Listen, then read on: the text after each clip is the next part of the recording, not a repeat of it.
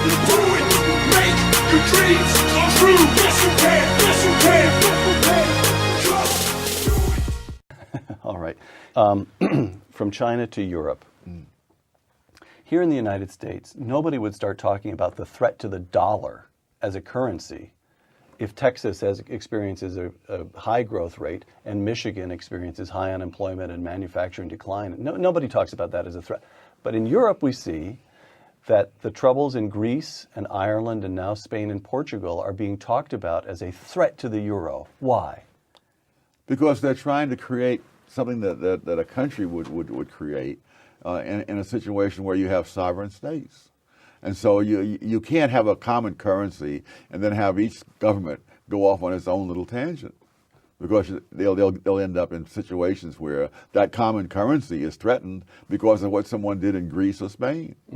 So do you consider the euro untenable over the longer term? I don't know, but because people can always change their policies, and personally, I never thought it was such a great idea. What would you have done instead? Just permit? What they've done for centuries. All right. Have each, have Deutschmark, Lira. That's it. All right. Segment 5, theory.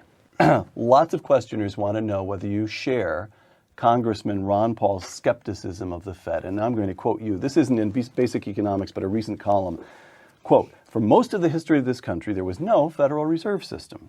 There you go, that dirty trick of bringing in history. Yes. There was no Federal Reserve System, which was established in 1914 to prevent bank failures. But bank failures in the 1930s exceeded anything ever seen before the Fed was established. Close quote. If we could make you dictator, would you abolish the Fed? Yes. You would? Yes. I mean, for the reasons I just gave, the history. There's no, the Fed represented wonderful hopes. But we've had so many programs that represented wonderful hopes that ended in disaster. I don't doubt that someone who is sufficiently scholarly could come up with examples of where the Federal Reserve made things better. But the question is, overall, what was it supposed to do? It was supposed to do not only prevent bank failures, it was supposed to prevent huge changes in the money supply, in particular, great deflations. Right. The greatest deflation in American history occurred under the Federal Reserve System. There was a crisis in 1907.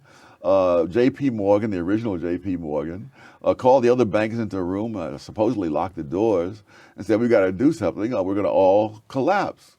And they did something, and they didn't all collapse.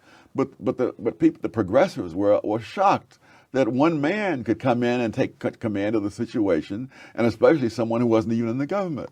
Right. So what would you do? You'd move us back to the gold standard, or you'd let banks issue their own currencies the way they did up through the Civil War? Say I could. Well, they weren't doing any of those things as of the time the Federal Reserve was created. We were on the gold standard, though. But whether we're on or off the gold standard, that's another whole set of arguments.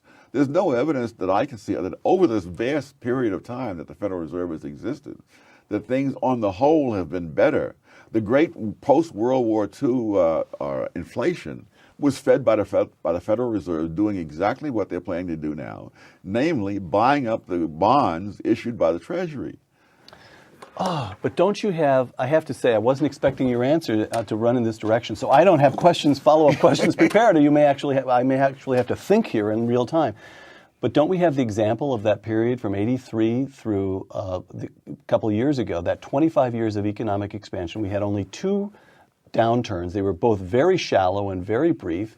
And what you had was Paul Volcker, whom Carter appointed, but Reagan gave the freedom actually to wring inflation out of the currency. He did that by the mid-'80s. The economy takes off.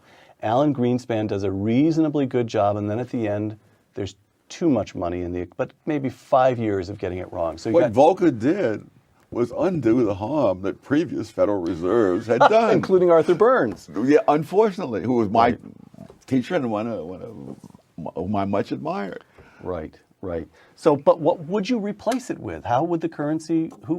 How would the currency run? We would replace it. We could replace it with what existed when it was created, which was the gold standard.